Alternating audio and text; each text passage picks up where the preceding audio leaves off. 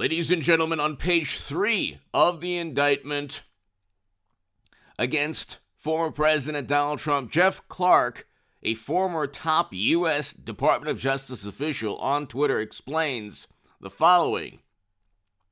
This is him, Jeff Clark, explaining how this could very well, an acquittal should take place, could easily take place. It'll be overturned for a number of reasons. We'll talk about that. All of these cases will go to the Supreme Court eventually and be overturned. They're all blatantly and overtly political in nature. You'd have to be a complete imbecile to believe that this is about the rule of law. You have one political side utilizing the advantages they have within the Department of Justice and other agencies against their direct political rival. These are the true authoritarians. They get away with endless felonies and crimes. They never ever prosecute a Democrat for infinitely worse than they went after Trump. But here, servers, I can't believe how in this day of technology everywhere, nobody understands how illegal and how impossible it is from a cybersecurity perspective for Madam Secretary to have transferred top secret intel from secure government locations onto servers that were secret outside the U.S. government. The Honorable James Comey never explained how that was even possible. It's not possible from a cybersecurity perspective. Hit subscribe to this channel right now. But here, this is Jeff Clark. Quote, I'm beginning to read the indictment against Trump, and even 3 pages in, it's clear that the leaks that preceded the indictment are far too close to what is actually being pleaded by DOJ to be a coincidence. So, you have stories, published articles about Trump prior to the indictment, and the indictments then list everything that was published prior to Trump being indicted, which means that instead of compiling all this evidence against Trump of wrongdoing, he was a former president, power to declassify. Biden and Hillary Clinton never had the power to declassify. And I can't imagine Hillary not being the 24 nominee for the Democratic Party. I just can't imagine that. Okay, after all that's transpired. But here, I think she will be. I think that Hillary Clinton will be the 24 nominee. I don't know how that takes place. I think after Biden is impeached and the whole planet knows that he's committed serious felonies with Hunter. You have Hunter's laptop. Okay, this is for all the morally superior, highly educated liberal Democrats who are wonderful people, who are such good human beings, who just level everything, including the kitchen sink at Trump, act in the most authoritarian, totalitarian manner, but are good people. Trump doesn't have a laptop with felonies, like clear felonies like Hunter and Joe. Bribery, kickbacks, pay-to-play schemes, serious felonies. Trump doesn't have that. No, he has a hush money payment in boxes, moving boxes, okay? Trump doesn't have servers for 4 years that President Obama didn't know of. Computer servers had nothing to do with email. Nothing to do with email. Servers where the United States government had no knowledge and could not stop Clinton from transferring classified data onto those servers. This is not a difficult concept to understand, even for the morally superior among us. Trump had boxes, okay? Cardboard boxes. He moved boxes. Clinton had servers. Are you serious? At what point does the double standard seem so bizarre and absurd and outlandish that even Democrats understand the concept of hypocrisy? It's not whataboutism. Only stupid people use that word. It's hypocrisy. Democrats have to redefine words so that their arguments even gain just a little traction.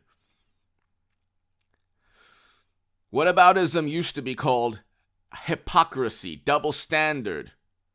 A situation that was unfair. Do you want to be treated in a manner that your political adversaries would never allow towards them. No. Here, let's just read this. Jeff Clark, for example, in paragraph 6A on page 3, we hear about the recording of the Bedminster call, which the MSNBCs of the world would have,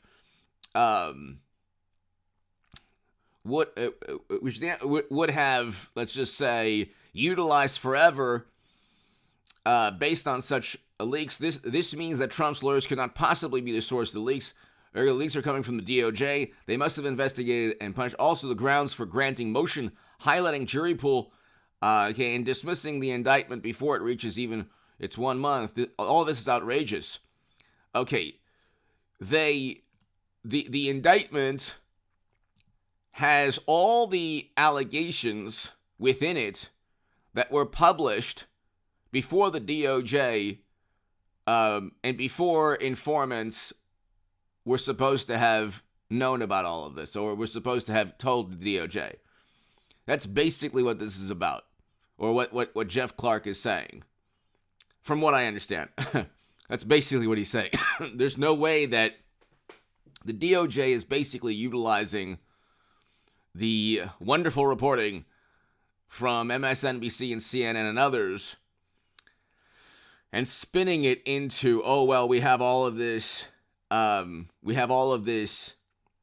evidence against Trump. Really, it's just regurgitating the same absurd allegations against Trump. What's taking place is that, for example, the Federal Bureau of Investigation, agents there, other agencies, would look at would tell reporters that were friends with certain agents information about the Steele dossier or about Trump.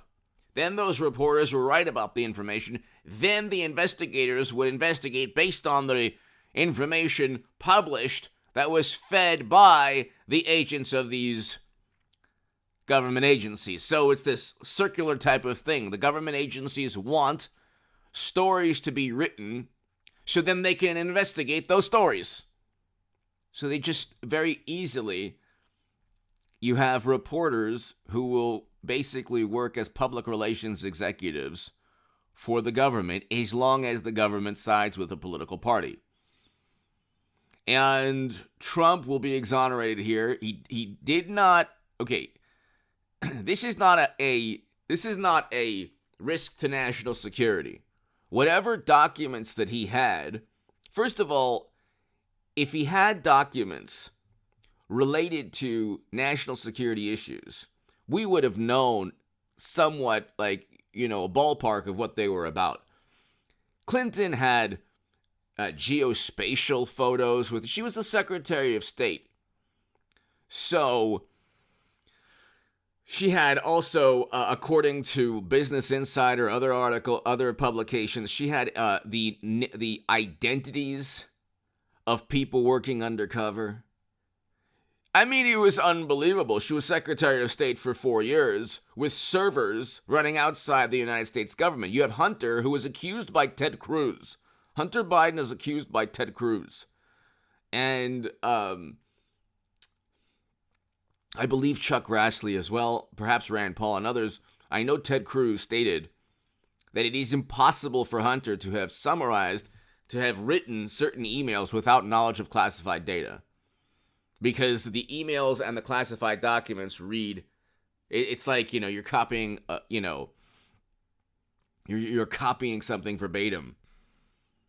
And so he was a president, number one, Trump. There is no precedent for a president to be treated in this manner.